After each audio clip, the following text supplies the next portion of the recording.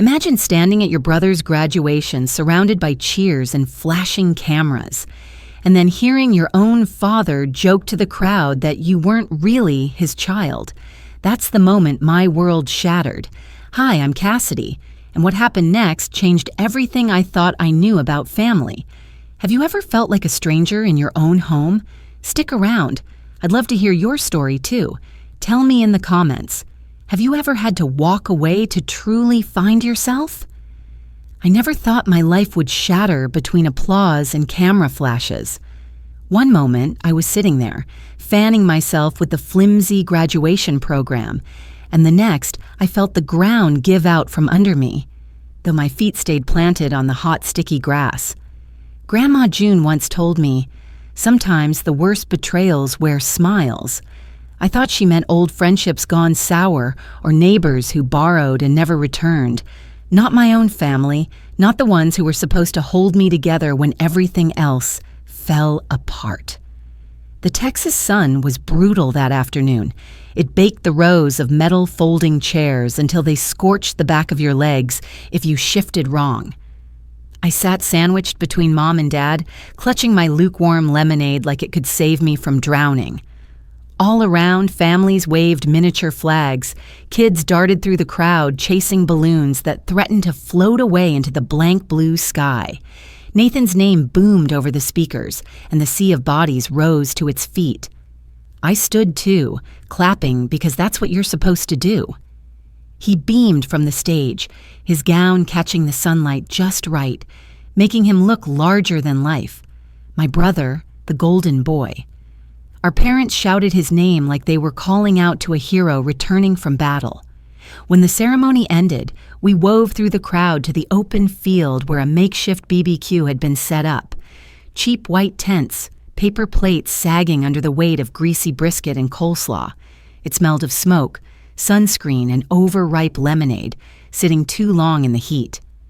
Dad grabbed 2 hot dogs off a tray, stuffing one into his mouth before even grabbing a napkin. Mom laughed a little too loud, brushing invisible dust from Nathan's sleeve as if to polish his moment to a shine. I stood off to the side, balancing a plate I didn't really want, sweating through my thin cotton dress. People mingled around us, offering congratulations and snapping pictures. Every flash felt like a tiny jab, a reminder that I was only here because Nathan's story was worth celebrating. At some point, Dad found the microphone. I didn't even notice until I heard his voice crackling over the portable speaker. "Well," he said, chuckling, "we always knew Nathan was our golden boy." The crowd murmured approval. Someone whistled. I smiled, thin and polite. "And Cassidy." Dad paused, milking the moment. I shifted my weight, suddenly cold despite the heat. "Well, Cassidy was our bonus round." The crowd exploded into laughter. Real, belly-deep laughter, like he had delivered the punchline of the century. Even Mom doubled over, clapping a hand over her mouth as if trying to stifle it, but failing. I froze. Somewhere inside me, something cracked. Not loudly, not all at once, but in that deep, dangerous way that meant it wouldn't mend right. At first, I told myself I misunderstood. It was a joke. It had to be. Dad always made jokes, sometimes awkward, sometimes harmless. But when I looked over at him, I saw it. The slight smirk, the sideways glance toward the neighbors, the casual shrug like he hadn't just unstitched something essential in front of 100 people. It wasn't just a joke. It was a confession. They saw Nathan as the prize. They saw me as extra. I set my plate down on a nearby table, the brisket sliding off into the grass without a sound. My hands were trembling, whether from anger or sadness, I couldn't tell. Around me, the celebration roared on, oblivious. Nathan slapped backs and posed for selfies. Mom poured more lemonade, offering cups to friends of friends whose names I didn't know and didn't care to learn. I don't know how long I stood there before my legs finally remembered how to move. I wasn't thinking about goodbyes or polite excuses. I wasn't thinking about anything except escape. I dug into my purse until I found my car keys, the metal biting into my palm. I didn't wait for the party to end. I didn't wait for Nathan's thank you speech or the cutting of the cake. I didn't even wait for Mom's inevitable side hug and brittle, "We're proud of you too, honey." I just walked away. Across the lawn, between the tents, through the buzzing heat, no one noticed. Or maybe they did, and decided it was easier to pretend they didn't. The parking lot shimmered under the Texas sun, waves of heat rising from the asphalt like ghosts. My old sedan waited for me, dusty and dented but still loyal. I slid into the driver's seat, the fabric burning the backs of my legs, and jammed the keys into the ignition. The air conditioner sputtered and whined before coughing out a thin stream of warm air. I didn't care. I cranked the windows down, letting the hot wind slap my face as I pulled out of the lot. Behind me, the celebration carried on. Laughter, music, the smell of meat smoking over cheap grills. Ahead of me, the highway stretched wide and empty, a gray ribbon leading somewhere, anywhere else. I didn't know where I was going. I just knew I couldn't stay. Maybe, I thought as the first real tear slipped free, Grandma June had been right all along. Some betrayals don't come with slammed doors or shouted accusations. Some slip in quietly, smiling all the while. And some moments, once broken, can never be pieced back together again. Sometimes it's the silence after the storm that hurts the most, not the shouting or the slammed doors.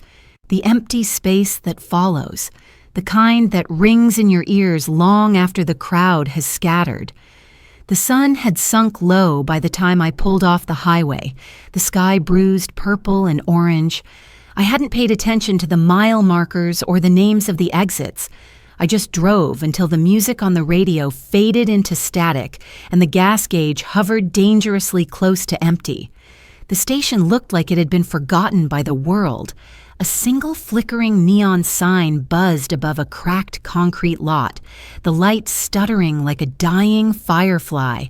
One pump was taped off with caution ribbon. The other leaned sideways like it had given up trying to stand tall. I pulled in without thinking, coasting to a stop next to the broken pump. For a long minute, I just sat there, hands gripping the wheel so tightly my knuckles ached. The cicadas screamed from the trees beyond the asphalt, their high-pitched chorus drilling into the thick, humid air. My phone buzzed against the passenger seat, dragging me back to the present. I glanced at the screen. Mom. Again. I let it ring until it went quiet. Almost immediately, it lit up again, this time with a voicemail. I didn't listen. I didn't have to. I could already hear her voice in my head, scolding me for making a scene, for ruining Nathan's big day, for being selfish when I should have been grateful. Buzz. Another call. Lisa this time. I picked up the phone, thumb hovering over the decline button. A text popped up before I could act. Dad was just joking. Don't make it a big deal. I scoffed out loud, the sound harsh and too loud inside the small car. Just joking. As if that made it all better, as if years of small cuts could be laughed away with a shrug. I dropped the phone back onto the seat like it had burned me. The gas station's overhead lights buzzed and flickered, casting long, broken shadows across the cracked pavement. Somewhere inside the tiny convenience store, a clerk sat slumped behind the counter, staring blankly at a tiny TV mounted in the corner. He didn't glance up when I pushed open the door, the bell above it rattling weakly. The inside smelled of stale coffee, burnt motor oil, and something sweetly rotten, like forgotten fruit left too long on the shelf. The air was thick and unmoving, a heavy blanket that clung to my skin.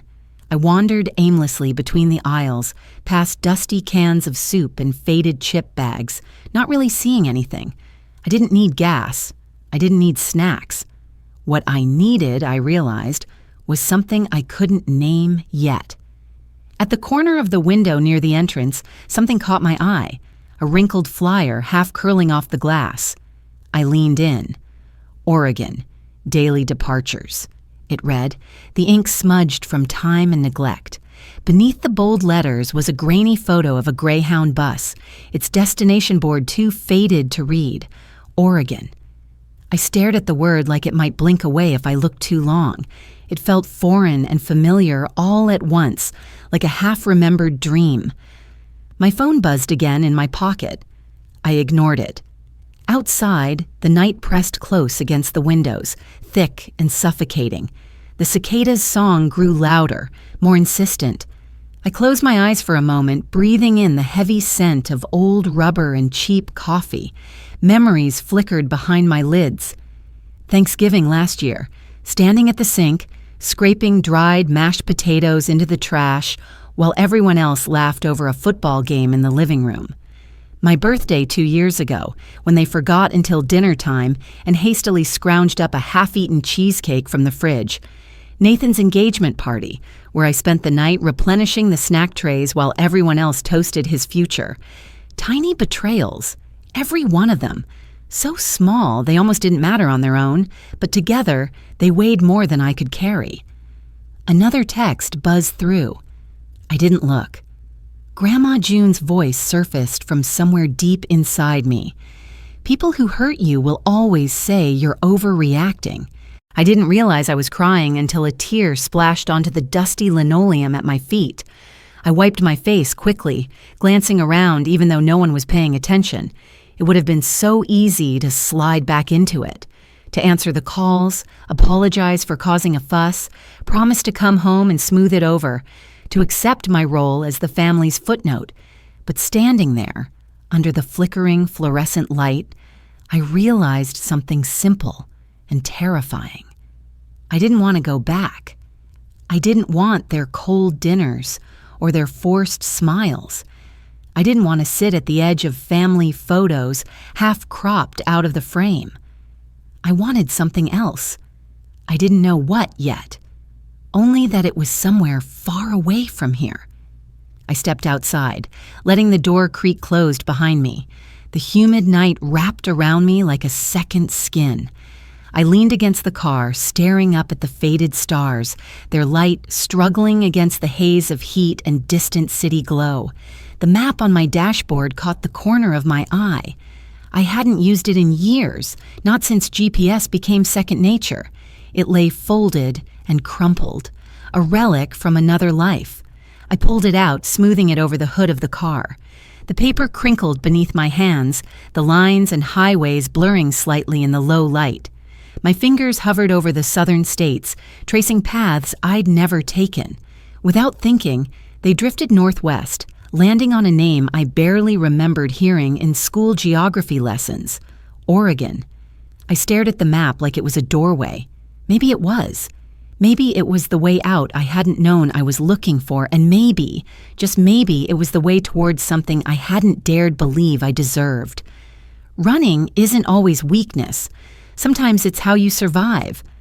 That thought sat heavy in my chest as I stood under the grimy overhang outside the bus station, rainwater dripping steadily from the corners of the awning. My backpack weighed down one shoulder, the straps digging into my skin, but I barely noticed.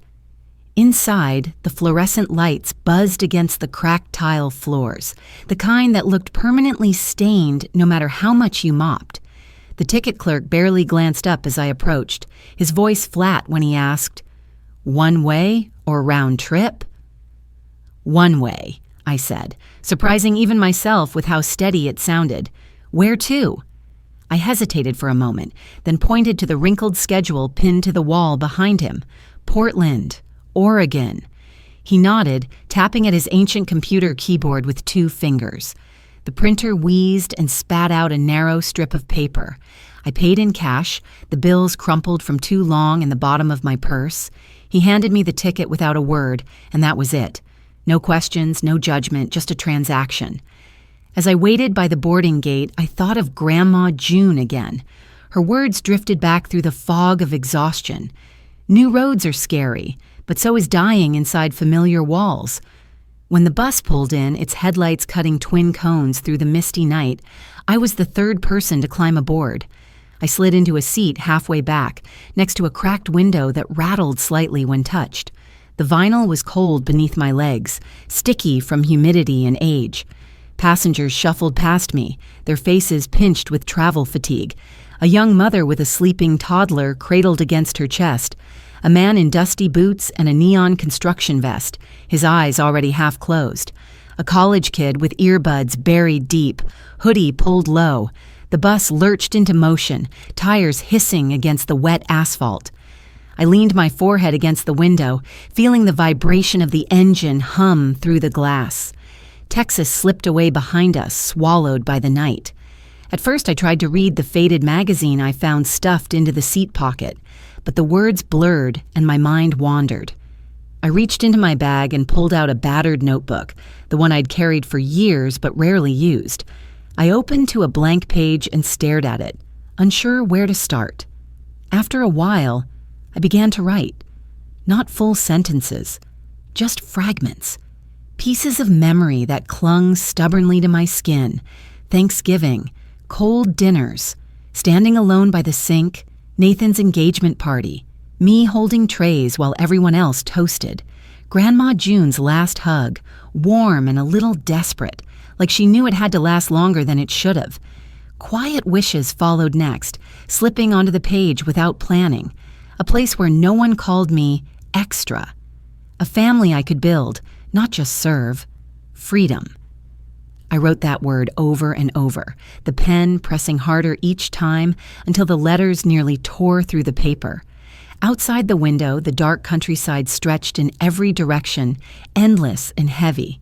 Occasional truck stops flickered by, pale islands of light in the ocean of night. Big rigs dozed along the edges, their engines ticking cooling metal under the drizzle. The bus rocked and creaked, a lullaby of motion and low voices murmuring at the front, where the driver chatted quietly with a passenger. It should have felt lonely. Maybe it did, a little. But for the first time in a long while, the loneliness wasn't heavy. It didn't choke me. Instead, it felt wide open, like a field that had just been cleared after a storm. I shifted in my seat, pulling my jacket tighter around me. My reflection caught in the window, a ghostly outline blurred by raindrops. For a moment, I didn't recognize myself, but then somewhere deep in my chest, a small voice whispered, "Still here." I said it out loud just to hear the sound of it in the darkness. Still here. It wasn't defiance exactly. It wasn't a battle cry. It was something quieter, something sturdier, a reminder that whatever I had lost, or whatever had been taken from me, I hadn't disappeared. The hours folded into each other, one stretch of highway blending into the next. Time slipped sideways. I must have dozed, because the next thing I knew, the driver was announcing a rest stop, his voice low and gravelly over the speaker.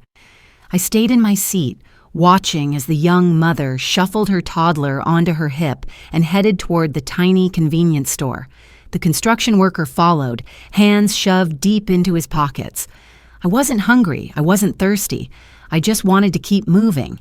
The rain had slowed to a mist, fine enough to smear the windows but thick enough to blur the edges of the world. I pressed my forehead back against the glass and let the blur comfort me. We crossed the state line in the darkest hour of the night, somewhere between one blink and the next. No fanfare, no signs that I could see. Just the faint jolt of the bus tires as they rolled over a seam in the pavement. And just like that, Texas was behind me. As the bus crossed the border out of Texas, I didn't cry. I smiled. A small, tired smile, sure, but a real one. For the first time in a long time, I wasn't running from something. I was running toward something. I just didn't know what it was yet, and that was enough. You don't realize how easy it is to vanish until no one asks where you went. It's not a sudden disappearance, like stepping off a cliff. It's quieter, slower. A series of unnoticed absences that eventually add up to being gone.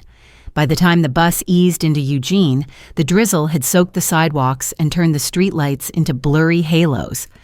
I stepped down from the bus with my backpack slung over one shoulder and a secondhand duffel bag banging against my knee. The air smelled different here.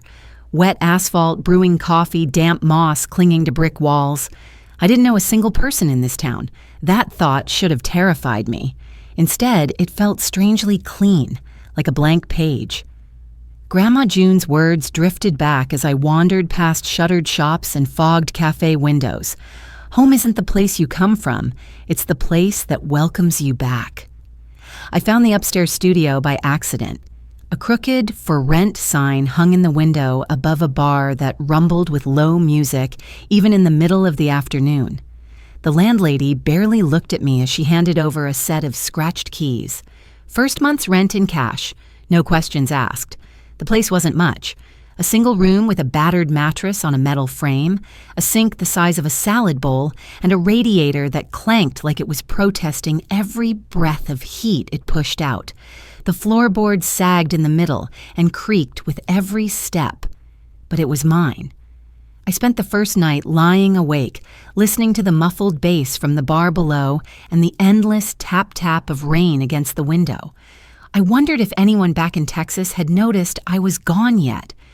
Maybe they thought I was still sulking, waiting for an apology that would never come.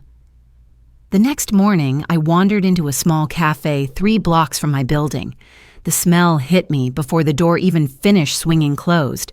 Freshly brewed coffee, warm pastries, something lemony and clean. Behind the counter stood a woman about my mother's age, though she wore faded jeans and a messy bun instead of tailored blouses and perfect lipstick. She looked up from wiping down the espresso machine and gave me a once-over, quick but not unkind. "Looking for coffee or a job?" she asked. I hesitated. Maybe both. She nodded once. "You work clean?" "I can. Start tomorrow, 5 a.m. sharp." And just like that, I had a job. Abby Monroe ran the place with the kind of no-nonsense warmth you couldn't fake. She didn't waste words on small talk, but every once in a while she'd slide an extra scone across the counter or refill your cup without asking. I learned the rhythm of the cafe quickly. Early shifts meant sweeping the sticky floors, pulling espresso shots for regulars who didn't bother with menus, wiping down tables still damp from the morning mist. The regulars greeted Abby by name but nodded politely at me, the newcomer with the hesitant smile and Texas accent still clinging to her vowels. It was enough. In the afternoons, when the cafe slowed to a lazy hum and the rain painted rivers down the windows, I pulled out my old camera. At first, I just snapped pictures from my seat by the window, raindrops racing each other down the glass, a crooked bench by the bus stop, murals half faded on brick alleys. Tiny things, forgotten things, things that, like me, existed quietly on the edges. One afternoon, after wiping down the counter for the 3rd time, I caught Abby watching me. "You any good with that thing?" she asked, nodding at the camera in my lap. I shrugged. I used to be. She raised an eyebrow but didn't push. That night, sitting on the lumpy mattress with a cup of over-steeped tea, I scrolled through the photos I'd taken. They weren't polished. Some were blurry, some poorly lit, but they were real. Raw. Outside, the rain intensified, drumming a steady rhythm against the glass. I could almost imagine it washing away the last brittle pieces of the person I used to be. My phone buzzed where it sat on the cracked windowsill. I picked it up out of habit, my chest tightening before I even saw the screen. 4 missed calls, 2 from Mom, 1 from Lisa, 1 from a number I didn't recognize but somehow knew was Dad. A fresh text blinked onto the screen as I stared. "Lisa, you're being dramatic. Come home already. Home." I didn't feel anger. I didn't feel sadness. I felt nothing.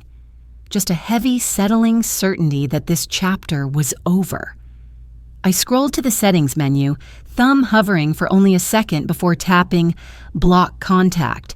One after another, Mom, Dad, Lisa. Silence. It wasn't loud. It wasn't triumphant. It was just still. I leaned back against the wall, the radiator clicking softly beside me, and let out a breath I hadn't realized I was holding.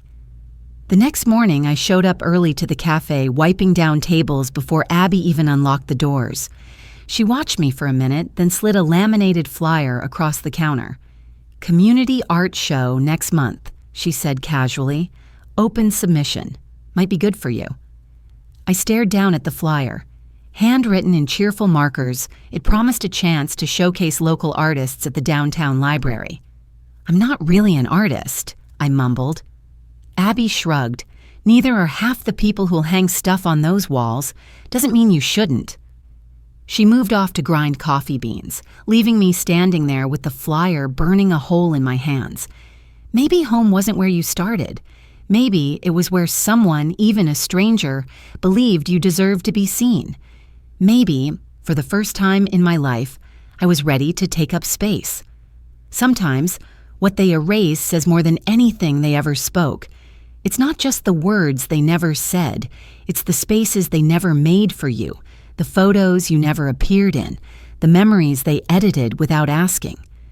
My hands shook as I unwrapped the last frame, the cheap plastic corners clinking against the folding table Abby had loaned me. The community gallery was a converted old firehouse, its brick walls scrubbed clean but still rough under the string of mismatched fairy lights someone had draped across the beams. The smell of fresh paint barely covered the lingering scent of damp wood and something older, almost nostalgic. Mr. Whitaker, the retired art teacher who ran the exhibit, shuffled past with a clipboard in hand.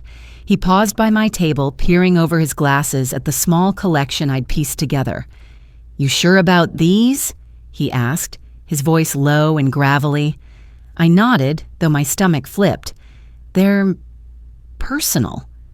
He grunted, but there was approval buried in the sound. "Best ones usually are. Hang 'em low, make people lean in." I spent the afternoon arranging my photos, heart pounding harder with each one I pinned to the temporary wall panels. They were simple, almost stark, black and white shots of empty spaces, a lone bench by a fogged-over pond, a dinner table missing a chair at one end, a doorway half closed, light spilling into a dark hallway. I titled the series "Framed Out." It wasn't subtle. It wasn't meant to be. The decision to submit had nearly paralyzed me. Even with Abby's nudging and Mr. Whitaker's gruff encouragement, a part of me wanted to stay invisible, to slip by without being seen, without risking the sharp edge of judgment. But then, 2 nights before the submission deadline, Lisa had sent a photo, no message, no caption, just the image. It was a group shot from Nathan's graduation, the one I'd sat through, clapped through, walked away from. I recognized the setting immediately, the rows of folding chairs, the streamers caught in the humid wind, the broad, forced smiles. Only, I wasn't there, not cropped out awkwardly, not standing off to the side. Gone. It was as if I had never existed. I stared at the photo for a long time, feeling something in me harden, crystallize. This wasn't forgetfulness. It wasn't thoughtlessness. It was choice. I wasn't family to them. Not anymore. Maybe not ever. And somehow seeing it laid out so plainly, so neatly, freed something inside me that had been curled up tight for too long. They could erase me from their pictures. But they couldn't erase me from myself. Even when they erase you, you're still written in your own bones. Grandma June's voice drifted back, soft and certain. So I gathered the photos I'd taken, the ones full of absence and longing and spaces that echoed when you breathed too hard, and I said yes when Abby offered me the last open slot on the gallery wall. The night of the opening, the gallery filled slowly, the air warm with the sense of cheap wine and nervous anticipation. String lights blinked overhead, their soft golden glow painting everything with a little forgiveness. I stood near the far wall, half hidden by a support beam, pretending to sip from a paper cup. Mr. Whitaker worked the room like a seasoned captain, steering conversations and pointing out the subtler pieces with a nod or a murmured comment. My corner didn't draw a crowd at first. People wandered past, murmuring over brighter, louder works. But then a woman in a rain-soaked jacket stopped in front of my photos. She tilted her head, studying the missing chair. Her hand came up, brushing lightly against her own cheek. When she turned away, there were tears shining in her eyes. Another couple paused by the photo of the empty hallway, their fingers brushing together without speaking. A teenager in a hoodie took a picture of the bench by the pond, carefully framing it on his phone as if afraid to disturb it. They didn't know my story. They didn't need to. They saw the spaces. They recognized the missing pieces. For the first time in my life, I felt truly seen, not for what I could do, not for the roles I could fill or the weight I could carry, but for the spaces I had survived. The gallery buzzed around me, a low hum of voices and footsteps and the occasional pop of a camera flash. I let it wash over me, not shrinking from it, not chasing it either, just being in it. After a while, Abby appeared at my elbow, balancing 2 paper cups of lukewarm coffee. "You did good," she said, handing one over. I smiled, the kind that came slow and real. "Thanks for pushing me." She shrugged, sipping her coffee. "Sometimes you just need someone to remind you you're allowed to take up space." We stood there in companionable silence, watching the small ripples my photographs sent through the room. Later, when the crowd thinned and the janitor started stacking chairs against the far wall, I gathered my photos carefully, sliding them into the battered portfolio I'd found at a thrift store. Mr. Whitaker patted my shoulder as he passed, a rough, brief gesture that somehow meant more than any speech could have. The rain had started again, a soft drizzle tapping against the gallery windows. I stepped out into the night, the cool, damp air kissing my cheeks. The town felt different somehow, not bigger, not smaller, just more open. I climbed the narrow stairs to my apartment, the wood creaking under my weight. As I rounded the landing, I saw it. A padded envelope propped against my door, no return address, no handwriting. I crouched down, heart hammering harder than it had all night. The envelope was thick, heavy in a way that warned me before I even opened it. I tore the seal carefully, pulling out a neat stack of papers.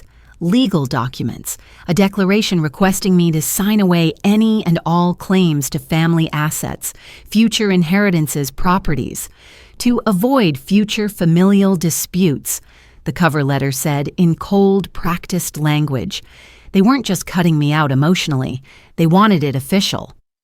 I sat down hard on the top step, the envelope slipping from my hands. For a long moment, I just stared into the rain, the lights of the street blurring and bending. Some betrayals wear smiles, some arrive in manila envelopes, but none of them could erase the girl who had survived every quiet erasure they thought she wouldn't notice. None of them could erase me. Not anymore. They tried to erase me. I chose to be unforgettable, to myself. The padded envelope sat on the small kitchen table for a day and a half before I worked up the energy to touch it again. Even then, I didn't rip into it in a blaze of anger. I simply sat down, turned on the tiny desk lamp that buzzed faintly, and pulled out the papers. The legal jargon blurred together at first. Cold phrases about voluntary forfeiture, about minimizing disputes, about severing claims. It stung, of course. I won't lie. Even when you know the knife is coming, it still cuts. But as I flipped through the pages, something strange happened. The more I read, the lighter I felt. Every clause, every detached sentence, they weren't chains. They were proof. Proof that I had been right to leave. Proof that love built on conditions wasn't love at all. When I finished, I leaned back in the chair, letting the rain tap steadily against the window. Then, with a calm I hadn't expected, I fed the pages one by one into the small shredder Abby had gifted me when I moved into the studio. The machine whirred quietly, chewing up every demand, every expectation, every lie wrapped in civility. When the last strip curled into the bin, I exhaled slowly. Grandma June's voice rose in my memory, soft and steady. "No one owns your story but you." It was time to tell mine. I pulled out my laptop, the old one with the cracked corner and the stubborn H key, and uploaded my final photo. It was simple. A long, worn family table, set neatly but missing a chair at the far end. No faces, no accusations, just absence. I typed a short caption beneath it. I wasn't missing. You just didn't see me. I stared at it for a long moment. Then I clicked post on a quiet personal page that barely had a dozen followers. No hashtags, no fanfare, just a soft landing for the truth I carried. Afterward, I powered down all my old accounts. Every thread that had tied me back to Texas, to expectations I could never meet, went dark with a simple series of clicks. The silence that followed wasn't empty, it was full. Later that weekend, I found myself at the community center, standing in front of a half circle of kids and teens, most of them clutching secondhand cameras and cheap sketch pads. Mr. Whitaker had cornered me a few weeks earlier, suggesting I run a free photography circle. Nothing fancy, he'd said. Just teach him to see what most folks miss. At first, I'd laughed him off. Me, teaching. But he was persistent, and somehow the idea stuck. Maybe because I knew better than most what it felt like to be unseen. The kids were shy at first, scattering like sparrows when I handed out small assignments. A crack in the sidewalk, the way light hit the window, a forgotten toy in the park. Photography isn't about catching the big things, I told them. It's about noticing the little ones that most people walk right past. They nodded, some more convinced than others, but when they came back, their cameras were full of magic. Raindrops caught mid-drip, a sidewalk chalk drawing half washed away by the morning mist, a pair of muddy boots abandoned by the back door. I wandered among them, offering encouragement, adjusting straps, showing how to frame a shot just so. Outside, the Oregon sky hung low and silver, but inside, it felt warm, alive. Toward the end of the session, a little girl with braids and a gap-toothed grin tugged at my sleeve. She held up her photo, a blurry shot of a puddle reflecting the wide-open sky. "Miss Cassidy," she said shyly, "I think my picture's good too." I knelt down to her level, taking the photo gently from her hands. The puddle rippled in the image, the sky caught in it perfectly, like the world had tipped upside down just for her. I smiled, something warm and fierce curling in my chest. "It's perfect," I said, and I meant it. That evening, after locking up the center, I drove west until the land gave way to ocean. The coast stretched before me, wide and wild, the wind pulling at my hair, the salt spray clinging to my jacket. The sunset unfurled slowly, staining the sky in strokes of lavender, gold, and deep, aching blue. I stood there barefoot in the sand, camera forgotten at my side, just breathing it all in. The waves whispered against the shore, each one a reminder that beginnings often sound a lot like endings, if you're brave enough to listen. I wasn't erasing my past. I wasn't pretending none of it had happened. I was building something new on top of it, something real, something mine. The wind picked up, carrying the scent of rain and possibility, and I smiled into it, feeling the last loose pieces of who I had been finally drift away. Not missing, never missing, just finally found.